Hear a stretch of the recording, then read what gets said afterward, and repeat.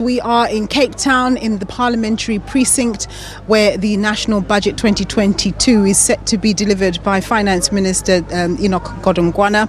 And of course, we've been speaking to a number of different players or stakeholders in the economy. And I'm now joined by a Labour representative, that is Riefdah Ajam. She's the General Secretary at FEDUSA. Thank you very much for joining us, Riefdah. Thank you once again for the opportunity. Super.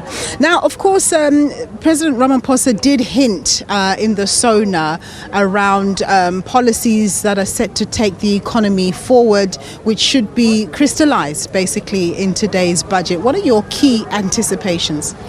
Well, as FEDUSA, we are looking for key measures right now. Number one, job creation. We are finding ourselves at the tail end of the pandemic.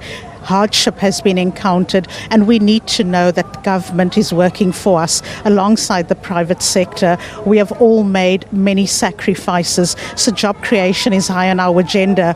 We are looking towards the localization campaign, infrastructure investment, access to retirement funds, many of the hardships once again encountered, and that redesigning of the loan guarantee scheme. Those are some of the issues that we look towards that will attempt to bring those concrete measures in terms of the announcements made by President Ramaphosa in his SONA address. Just touching on the whole issue of the tapping onto the retirement funds, no doubt it will be the responsibility of unions and federations like yours to also guard their members from just doing it willy-nilly, because obviously people are going to be expected to be grown up about accessing their funds for whatever needs they may have, because ultimately when people dip into their retirement funds, they are taking from that which is supposed to be saved for later, assuming they're going to live until they're 80 or 90 years old.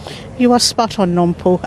From a federation perspective, we have submitted commentary from the onset during the time of the pandemic, and once again with a process that has just closed now at the end of January.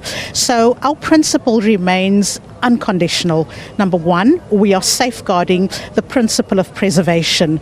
Number two, retirement funds should not be looked towards as a pot of gold. It is there specifically for a process of giving us that sense of dignity during our latter years of retirement. So we safeguard that in totality, but we do understand that the move right now is a practical, is a responsible one, because it is going to restore that dignity to allow the partial access to retirement funds in times of crises. So it is not desirable, but a necessary move at this stage. What we do emphasize, however, is that government should not be double dipping. They should not be cracking the whip on workers to allow a taxation process now and then once again at the time of retirement. So it must be practical. We must look towards the tax reform measures in this instance to make sure that it is an all-inclusive process that will benefit workers, but at the same time ensuring that that principle of preservation is upheld. Yeah.